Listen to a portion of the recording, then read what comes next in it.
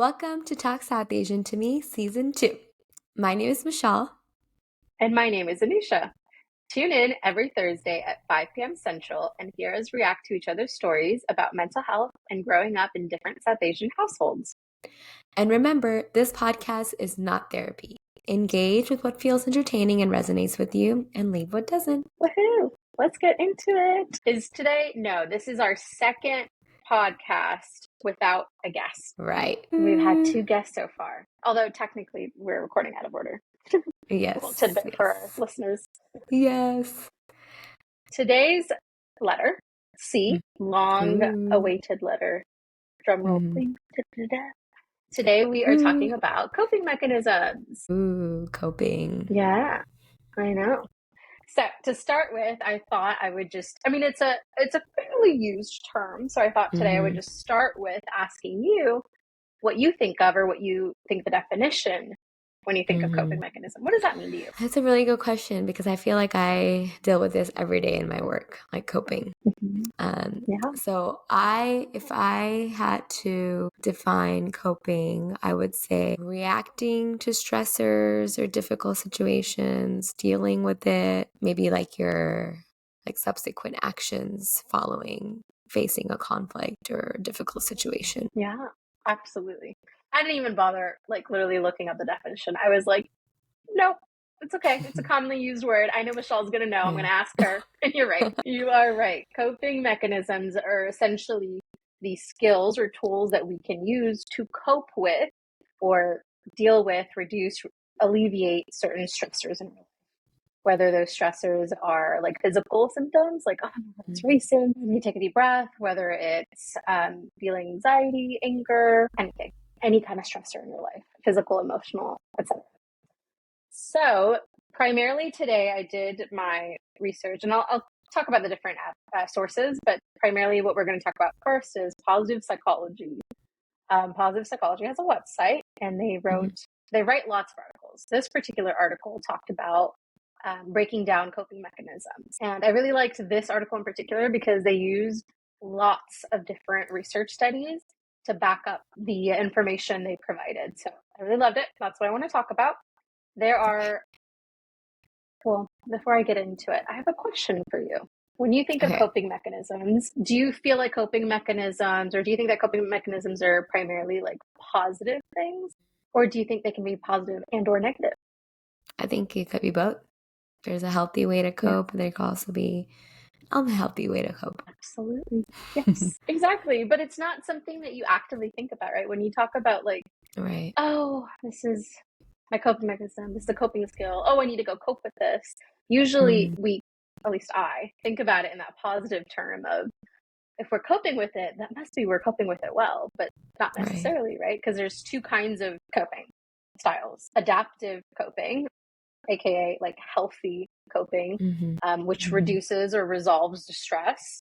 And then there's maladaptive or unhealthy coping, which may reduce stress in the short term, but can increase stress in the long term. Okay, so adaptive versus maladaptive. Exactly. So adaptive, for example, would be things like deep breathing, meditating, exercising, journaling, talking to a friend, reading a book, getting a massage, just things that reduce your stress in general. Maladaptive things are things that don't necessarily serve you in the long run, but are like quick fixes. Fixes under quotations, I believe. Things like maybe drinking alcohol. You might forget what you're saying about, but what about when you sober up? You're just going to feel it maybe that much more, right? Using substances, avoiding the problem by doom scrolling, binge eating, isolating yourself, all examples of maladaptive coping skills. So there are typically they talk about 4 primary types of coping mechanisms or coping types, I should say, that can be adaptive or maladaptive. However, this particular article talked about 5. So I'll talk about the 4 most known ones first, and then I'll talk about the 5th one.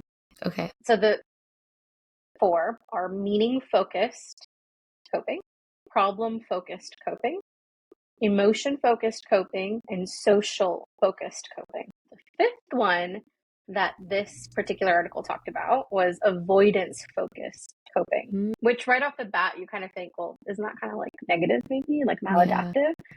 But no, there is an adaptive version of it too. So we'll talk about that in a second. Okay. Yeah. To break down all of these different ones, because when I first tried it, I was like, I have no idea what these mean. The meaning focused coping is essentially any behavior that determines what the problem or the feeling of distress means, which will then allow you to adjust your perspective or feelings to help deal with that situation. So if this were a maladaptive meaning focused coping, that would look like overthinking and ruminating on something. If it's an adaptive meaning focused coping skill or coping behavior, that might look like trying to find the silver lining, trying to adopt a glass half full perspective, perhaps even turning to religion to find meaning. So meaning like these types of coping are like more like categories. So under each, there could be an adaptive way or a maladaptive way. Yeah. Okay. Yeah, exactly. And the meaning focus is exactly what it sounds like. So it's all about trying to, when we experience certain things in life, most of us tend to take away a meaning from that experience consciously, or maybe not quite as consciously. This is kind of a description of what that coping can look like, whether that is adaptive or maladaptive. Because, it's like we say with a lot of things, right? Things are just things. Right. Concepts are just concepts. We can give them meaning, and they are often all on a spectrum. So this is part of that spectrum that we give them meaning.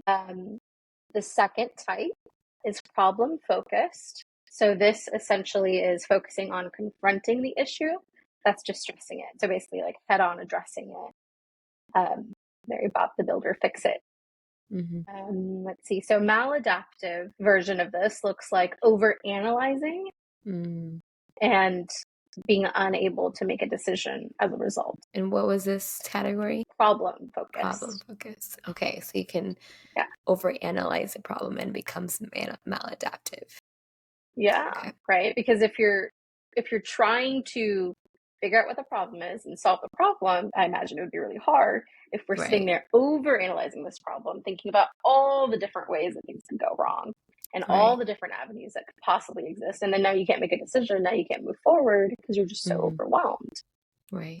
The adaptive version of this is, for example, journaling, just addressing the thoughts, challenging them, being curious, finding maybe one or two things that are within your control to actively do something about.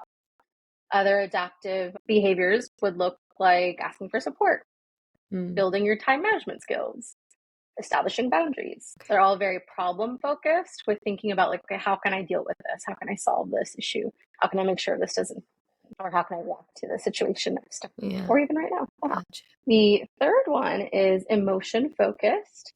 So emotion focused is all about the behavior trying to minimize negative emotions caused by the issue. So things like trying to find acceptance, things like making jokes to lighten the situation, things like using positive affirmation, or just cognitive reframing and restructuring.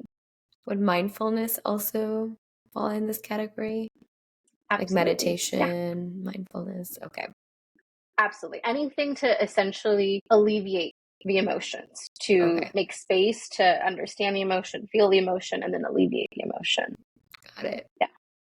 So what that looks like maladaptively, though, is like toxic positivity, right? We don't want to, skip the part of feeling the emotion and just go right to, hey, it's fine, everything's okay. We're just going to look on the bright side without feeling whatever is real, whatever is there. Right. So an adaptive way to deal with it would, like you said, being mindful, practicing breathing techniques, practicing cognitive reframing, practicing positive affirmation, things like that. Then the fourth one is socially focused coping. This one is all about relying on your support system and your community to relieve stress and emotional strain. So as you can imagine, the maladaptive version of social coping is isolating or overindulging in social interactions where you don't give yourself enough time to like think or process or feel. The adaptive version of this is finding a balance, seeking out supportive friendships to say, hey, you have space to talk about this, talking about it with them, therapy, things like that. And the last one, the fifth one, The additional bonus one that's not talked about in most places except for this one is avoidance focused. So avoidance focused, just like it sounds, is all about avoiding, aka seeking lots of distraction and not dealing with the thing, whatever the thing might be. So the maladaptive version of this can look like using substances, alcohol, food to alter, distract your state of being.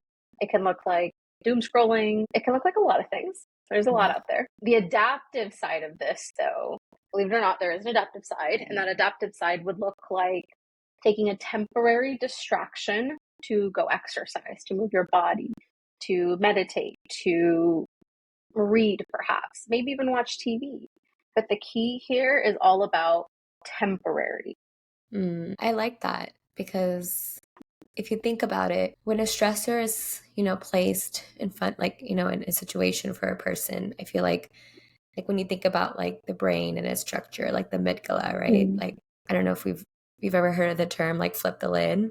That's something like I've taught my students, like my patients, about emotion regulation, where like when you are stressed or angry or, reacting to something that's stressful, like your like amygdala fires up, and that kind of can cover up your logical reasoning. And so sometimes it could be hard to make some decisions when you are like stressed or angry or just feeling high volume of emotions.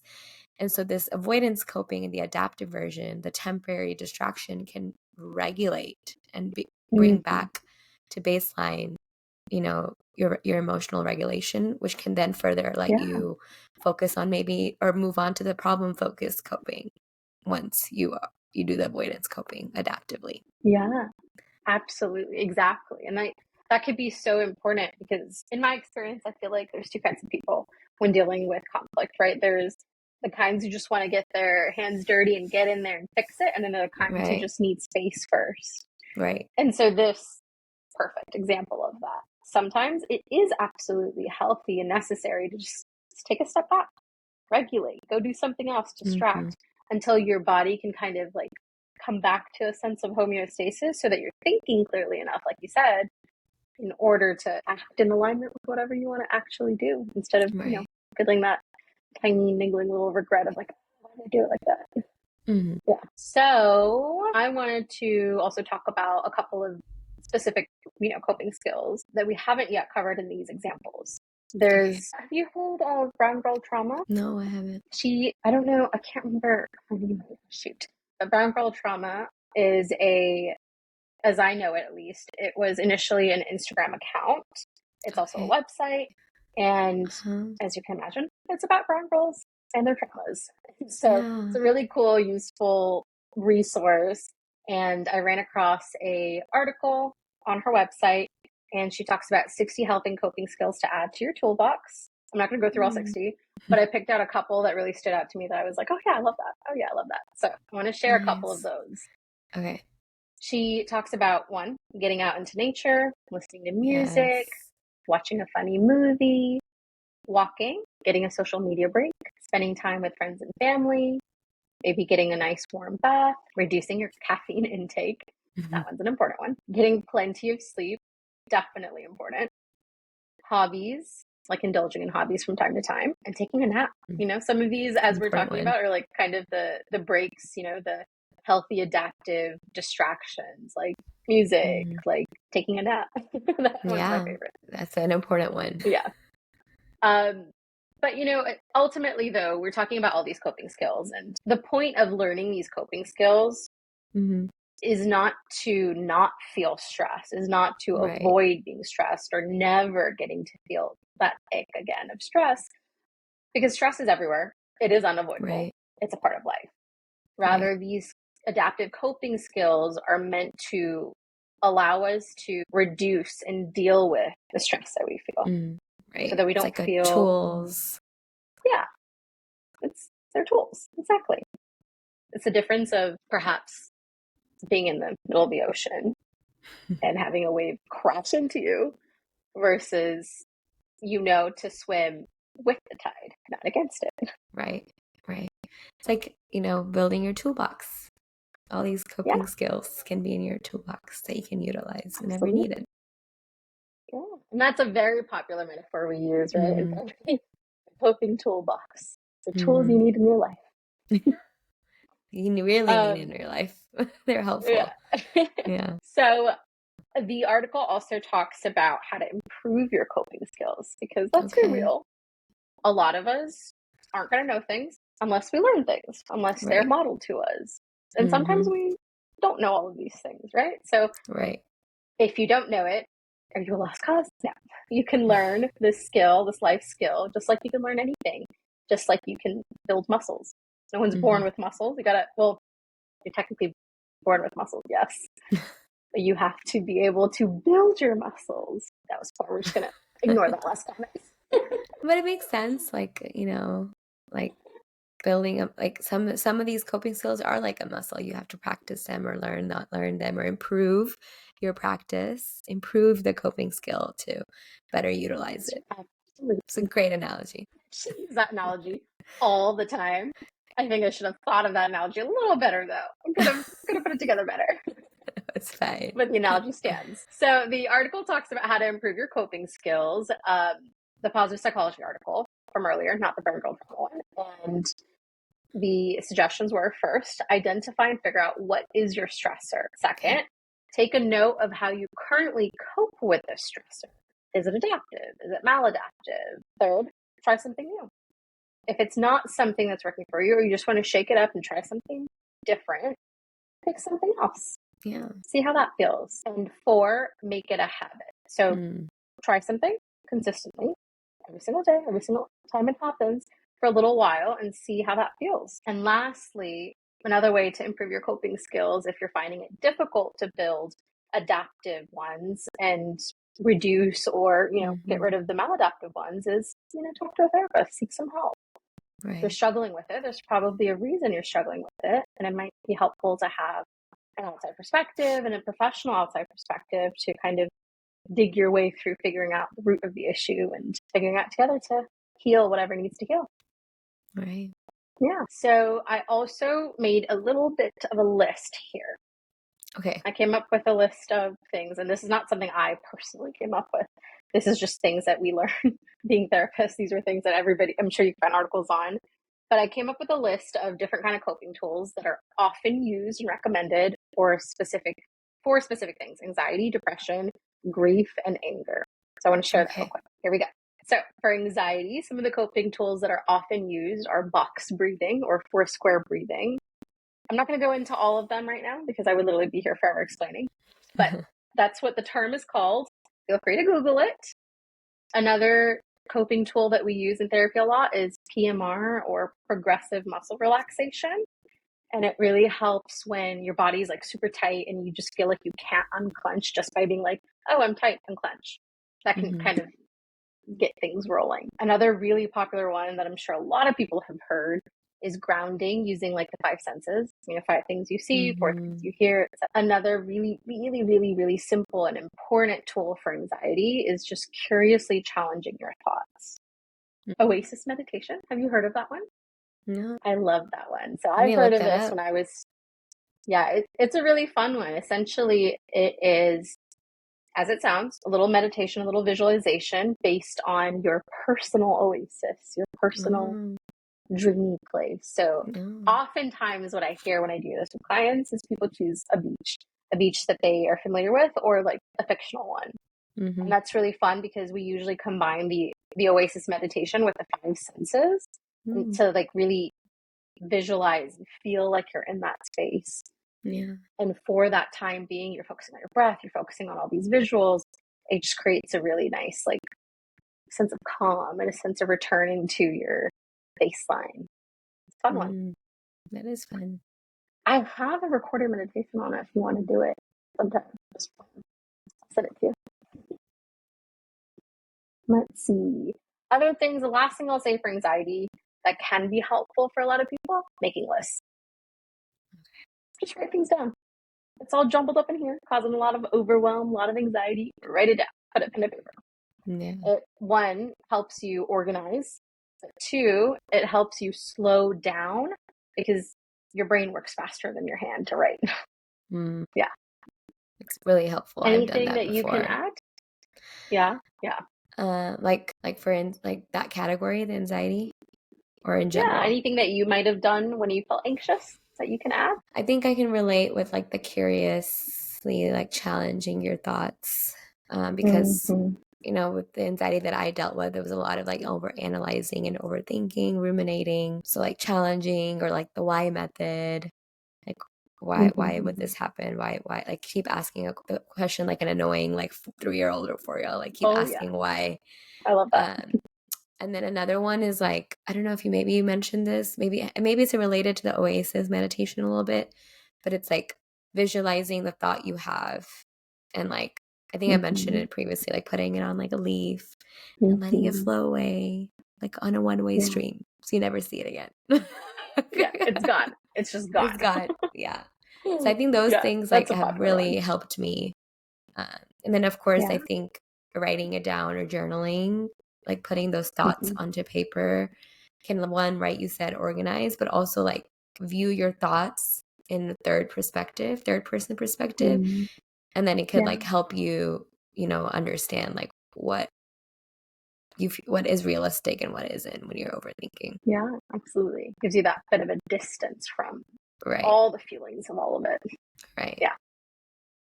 Yeah, I love that. I love your stream one. I know, like, personally, I've heard you say it lots of times, so I know that's like your I'm favorite like, I'm putting go-to. it on a leaf. I'm putting it on I a love it. leaf. I'm watching you away further and further from me forever. Yeah. It's I love helped a it. lot. I'm a very visual I'm person glad. too, so it's been like helpful to like visualize it.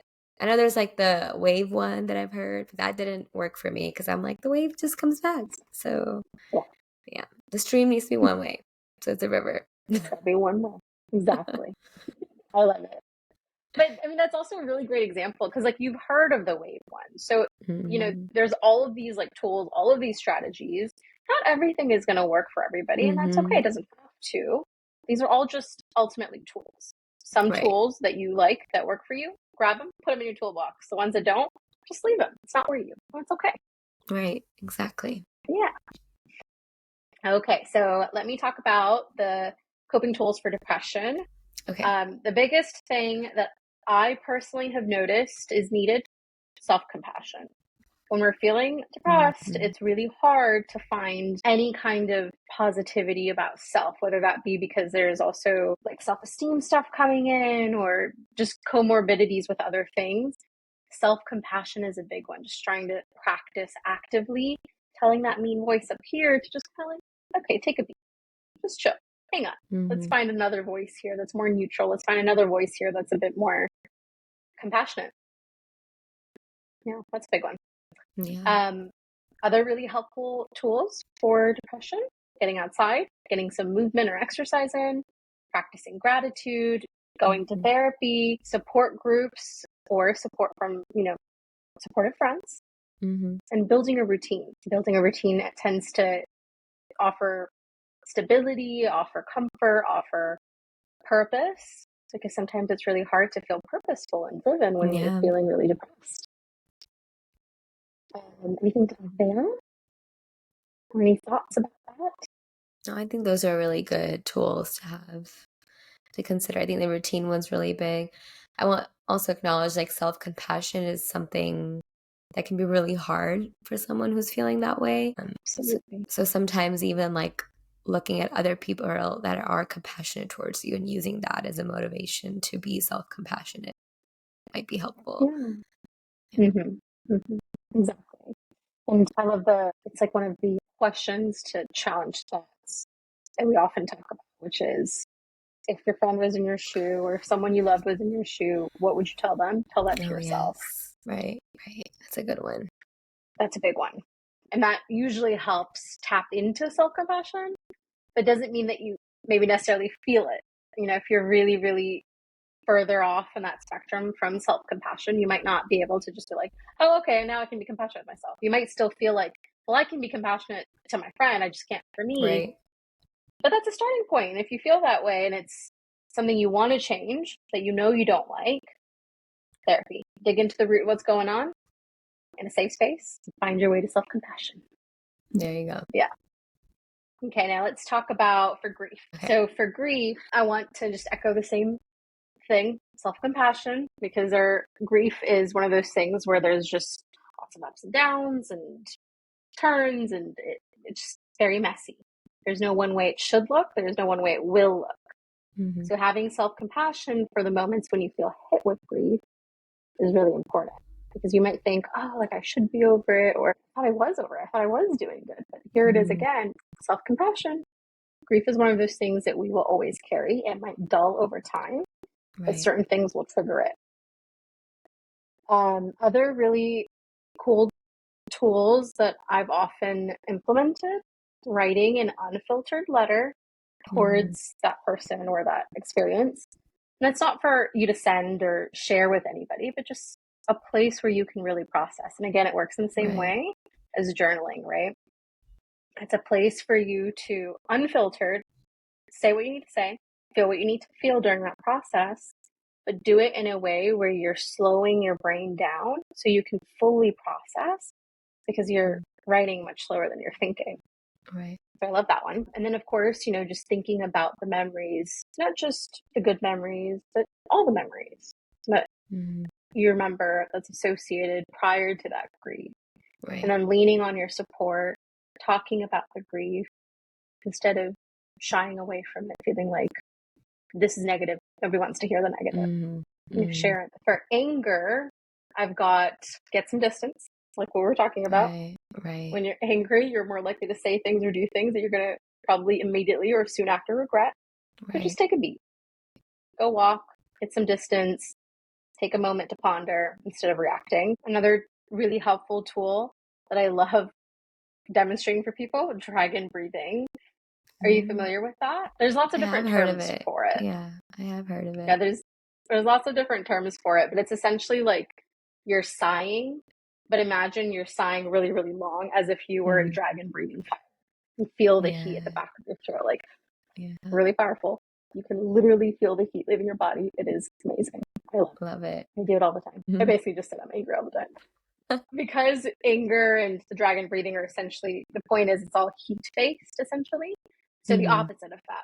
Drink some cool water or drink something cool. And anger is a very action-oriented, energetic kind of emotion. So move, exercise, take a quick brisk walk, just kind of get moving, essentially. Obviously, all of these things are just a couple of tools, a couple of windows into what coping with certain things can look like, certain stressors can look like, but this is by no means comprehensive. And I just wanted to drop a few specific things for specific stressors. But that's all I wanted to share for now. There are more. We can Google them. We can talk to therapists. But that's all I've got for now in terms of that. Any thoughts so far? No, those are good coping tools that are like good suggestions for the different targeted needs. Yeah. I felt like the research was very generic. So I felt like it needed a little bit of example specificity. Yeah, it's helpful. Yeah. Concrete examples. Yeah. So now I'll talk a little bit about, our research in terms of the South Asian community space. I have 3 specific articles I want to talk about. There's one South Asian Health UK article online titled "Exploring the Role of Religion and Spirituality in Coping with Mental Illness in South Asia." So already right there in the title, it tells you what the coping tools are: religion, spirituality. And I will also break down that this article talks about adaptive and maladaptive ways that religion, spirituality can be a coping tool. So in the adaptive side of things, religion, spirituality can offer hope, offer meaning, offer purpose. They can provide a sense of like community and support. And oftentimes there's an aspect of rituals. So that can offer structure, predictability, which in turn provides comfort. Now, the maladaptive side of that is when there may be guilt and shame associated with whatever you're facing. When there might be neglect or a lack of validation of what you're facing, which can then further the issues you're already dealing with. The article continues to go on to give a couple of examples in South Asia. So, for example, they gave 3 examples. In India, Hinduism offers of various practices like chanting mantras, performing pujas, and seeking blessings from priests, which many find helpful in coping with mental distress. In Pakistan, Islamic traditions like reciting the Quran, participating in Sufi zikr, and seeking guidance from imams are commonly used for mental well-being. In Sri Lanka, Buddhist mindfulness practices like meditation and seeking guidance from monks are popular coping mechanisms. So this, talks about like the positive side of it, the adaptive side of how religion can benefit when you're struggling, and the culture's expectations and norms are typically a bit more centered towards seeking that comfort and solace in family settings and religious settings rather than in maybe like medical or professional settings. Right. And again, like, not to say that anything is right or wrong here, but rather what serves you or doesn't serve you. Right. That makes sense. And I feel like the use of religion and religious practice for coping can be related to like the meaning focused coping category that you talked about, right? Like it's absolutely. Yeah. Exactly. There was a research study that I saw on APA PsychNet by Faryad Hussain and Ray Cochrane on South Asian women suffering from depression in the UK. UK has really done a lot on South Asian mental health, it seems like, UK. on this topic. Yeah. Go UK. And the research study essentially says that their findings were that the coping strategies often used by these women suffering from depression were religion, prayer, talking, crying, and unfortunately maladaptively self-harm. The third article that I found was from National Alliance on Mental Illness, also known as NARM, or NARMI, NAMI. No, it's NAMI. And the published article was titled 3 South Asian Techniques That Can Improve Mental Health. The 3 were yoga, chakra manipulation, and transcendental meditation. So the yoga, it was cited, can improve mental health because it increases your serotonin, which, is a hormone that is all about like longer lasting feelings for happiness, well-being, etc. The chakra manipulation, basically what they said was when people talk about needing to open our hearts and minds, they might be talking about chakras. Chakras are energy centers in the body and are responsible for meshing physical, emotional, mental, spiritual, psychological, and non-physical energies. Hindus and Buddhists believe that opening these chakras help to make us happier and more connected in the world. To manipulate them, you sit down and go through each of these emotional centers, opening them up one at a time so that you can feel more connected to yourself and others. And the last one, the transcendental meditation, it's a concept that was founded by the Indian spiritual leader Maharishi Mahesh Yogi. And this practice champions letting the mind focus on a mantra for 20 minutes twice a day. And there's no need to concentrate on anything but your mantra and your breath. And through time, you slowly learn to separate who you are from the daily grinding thoughts that run through your head during these sessions. It's interesting. Yeah, I haven't often heard of these 3 being used by South Asians, at least from my personal experience, but it's cool. It is people really are out cool. there using it. Yeah, that's awesome. I'm like curious to see if there would be like more research around like coping and like mental health with these different, practices. Yeah. Sure, yoga definitely has some out there. As far as the chakra manipulation and transcendental meditation, Yeah. I'm not sure. Yeah. I don't think so yet. That'd be cool though. That would be. Okay, so I also wanted to talk really quickly about some of the maladaptive coping things that I hear in my line of work. Okay. So this could be like things that my clients do. It could be things my clients talk about other people doing. Just want to give a quick overview of the maladaptive things that can exist. I won't talk about adaptive because we talk so much about it. Sounds good. But, the maladaptive coping, we don't often think about them as maladaptive coping skills. So I wanted to highlight that for a moment. Some of the things that I've heard in my work, people giving silent treatment. That is, believe it or not, a way we cope with things. It's not adaptive, it doesn't really serve us, but it's sometimes how we feel we need to behave to cope with the overwhelming feelings we have. Silent treatment. Passive aggressive behavior, things like slamming stuff, sarcasm, guilt tripping or shaming, maladaptive. Yes. We don't know how to deal with our emotions. We don't know how to cope with them. So we outwardly guilt or shame. Drinking, that one most people probably know. Drinking, using substances, maladaptive coping. Toxic positivity, like we talked about, another form of maladaptive coping. sweeping things under the rug, suppressing it, bottling it up.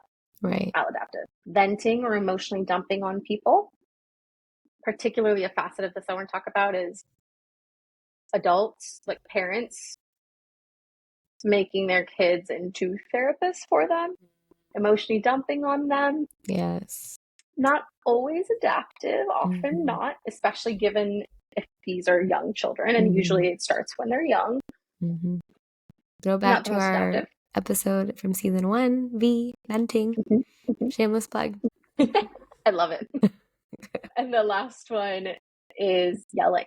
We all do it at some point in our lives, maybe a lot, but it is maladaptive. Yep. It's not the most effective, adaptive way we cope, it's not but productive. sometimes we feel so triggered that we do.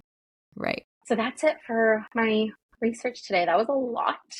I hope I didn't bore anybody. No, this is helpful information. I appreciate the concrete examples that are, I'm sure, can resonate with people's experiences with other people or themselves, right? Yeah. I definitely resonate with them. So thank you for sharing. It was really good information to know. That's good. Yeah. It's a learning thing, right? If we don't know it, we got to learn it somewhere. For sure. So I will tell you my story. It's a pretty short one. But my story regarding coping skills is very before and then after kind of picture. Back when I was younger, pre-therapy, pre-college even, or around college time, my coping skills looked very maladaptive. I don't think I had many adaptive ones. A couple that were intuitive, but very much maladaptive usually. So things like shutting down, things like passive aggressive comments, suppressing it and bottling it up, overindulging in distractions like reading or TV instead of the adaptive temporary, version of that. And also indulging in sweets or comfort food. Obviously, comfort food sweets, they're not bad, but when they're in response to avoiding feelings, they can become maladaptive. Yeah.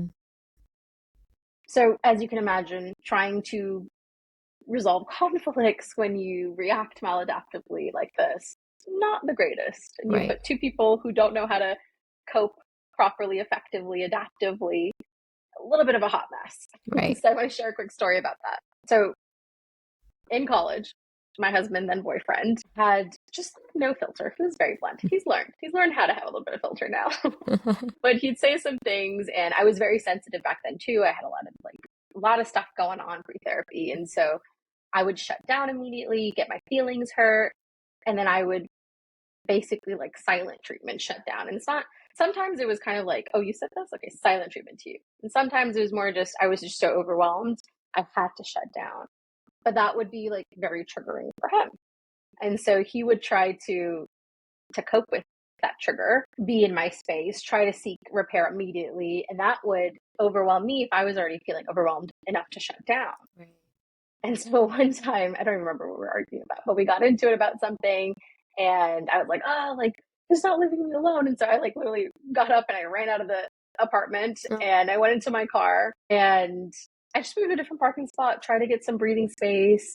And then I come back to 20 missed calls. I was like, oh my God, we're just literally triggering each other one after the other. Then eventually, we had a conversation, ate some comfort food.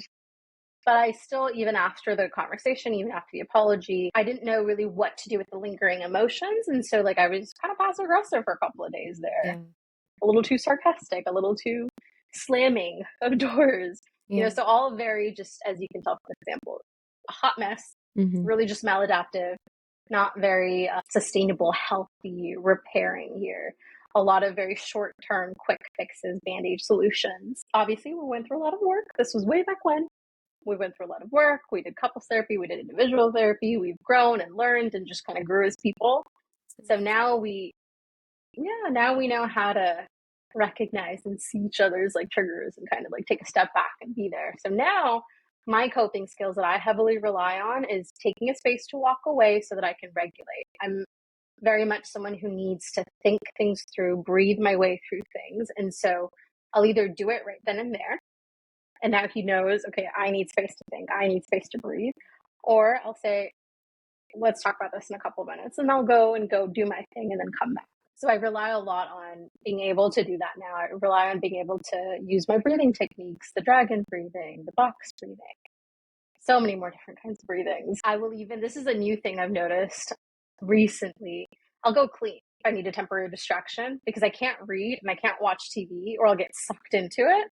So I just go clean because I know like cleaning, I don't want to sit there clean all day. So I can clean and then temporary, boom. Yeah. If things are too jumbled and I'm too overwhelmed, I will journal. If I'm feeling a bit like depressed or like anxious, but things are outside of my control, I'll seek out comfort.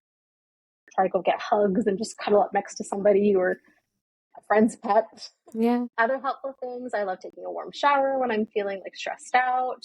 I love moving my body when I feel angry. And I especially have learned and love now how to curiously, without judgment, challenge my thoughts and reframe them. And if I can't, I'll talk to someone I trust and bounce ideas off so they can help me do it. It's good. Yeah. Those are So good now, coping skills. when we get into, yeah, exactly, way more adaptive, way more healthier. Now, when we get into arguments, like my husband knows, Adi knows, he's like, okay, you need your space. I'm going to, like, if I'm still in my unreasonable space, he'll be like, I'm going to come back in 10 minutes. We'll talk about this when you're ready. And he'll just like walk out. So now he's the one walking out. And now I'm like, wait, but like, come back. I'm not ready for you to leave. And the opposite. That's good though. Like it sounds like you guys really put in the work to learn each other's coping skills and what you guys need, which is so important. That's awesome. Yeah. I commend Work you in guys. progress. Thank you. So that's my story of reflection from my maladaptive coping days to my more adaptive, sometimes maladaptive, but working on it actively, outlook. No, I feel like my story is a little bit similar. Like I started off utilizing a lot of maladaptive coping skills and then it transitioned into more adaptive, but I'm sure like that experience is not just for the two of us, like that's something like I talk about in my story too, like why I think I started off maladaptively. So I think it's pretty, I'm sure I'm just speculating, but I'm sure it might be common just from like other people's conversations I've had. Like this is some coping skills are sometimes observed or modeled or taught. So like, if that's all maladaptive coping skills, then that's what you're going to use until you realize there are other types of coping skills, like adaptive ones that you can rely on more that are more healthy. Absolutely. Usually through experience of hot mess and then being like, wait, something's got to change. Yeah, exactly. Yeah. Well, thanks for sharing your short story. And like, I think the concrete examples that you provided in your background and research too was, I think, very important and helpful to conceptualize coping and coping skills because it is very abstract. So, great job. Thank you. Thank you. Thank you, Michelle. Are you ready for my story? I'm so ready. Okay.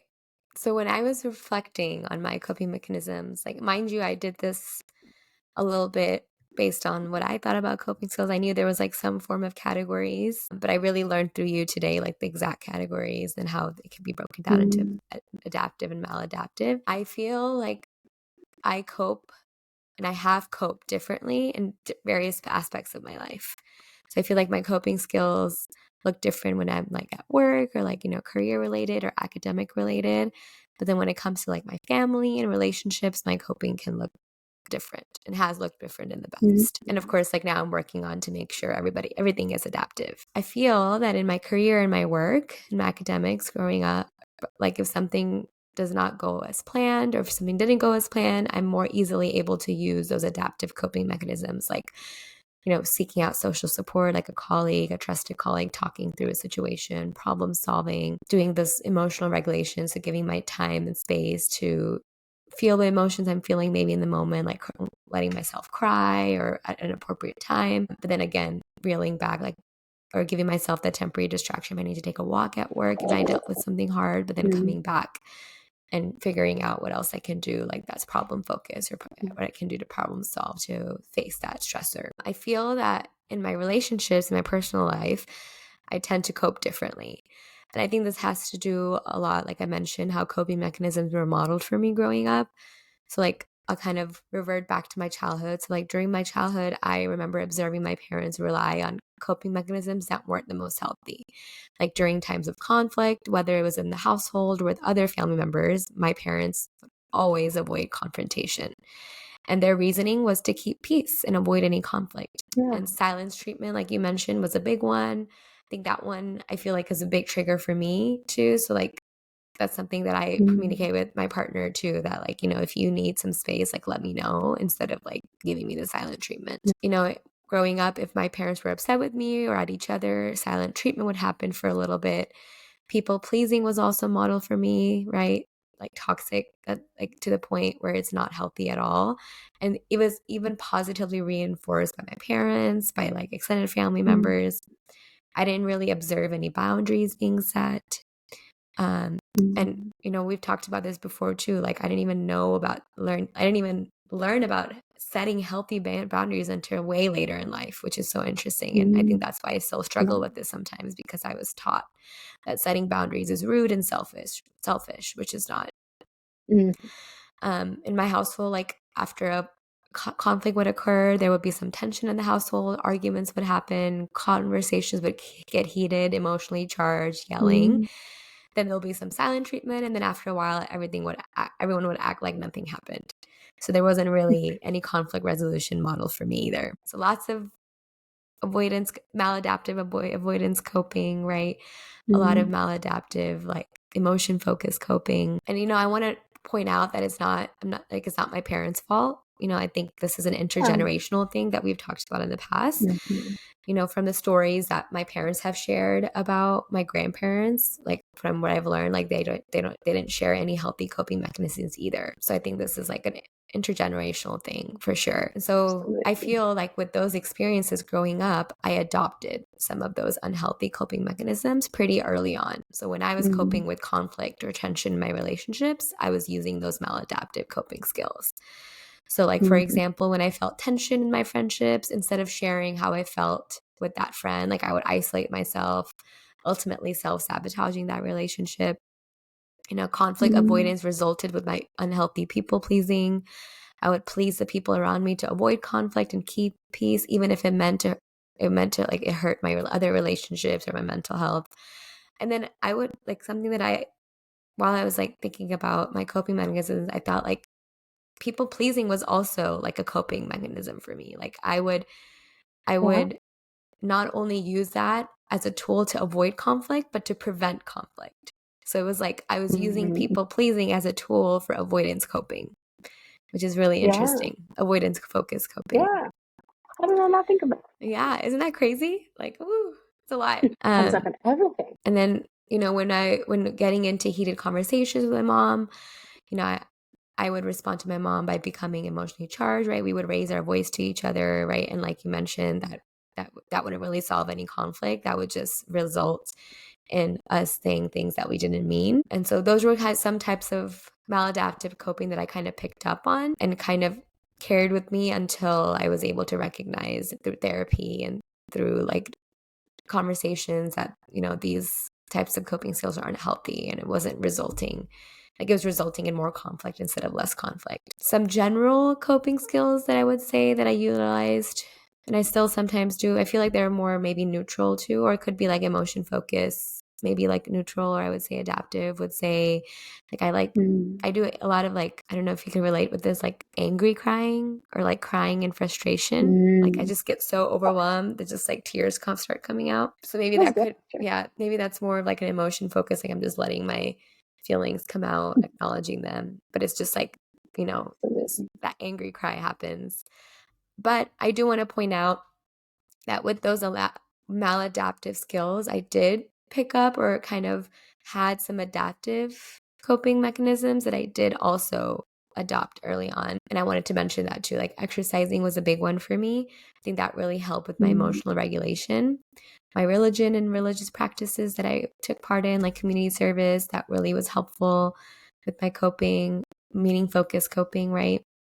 Eating healthy, taking care of my mind or body and mind, that was helpful. And then of course, more recently, like I mentioned, like I started using therapy to reflect on my coping mechanisms and decrease the the maladaptive ones and increase the adaptive ones, such as exercise, setting boundaries, participating in healthy conflict resolution. And it's really interesting, like, even through my therapy experience, I'm using these adaptive coping skills is becoming easier. But like, when I visit back home and like see my mom, like my brain wants to revert back to my old coping mechanism, like the maladaptive one, which is so interesting. Like my brain wants to react the same way I used to. So like in the past, like before I started adopting more adaptive coping mechanisms, like when my mom would be emotionally charged, like I would be emotionally charged, like it would just keep building. Mm-hmm.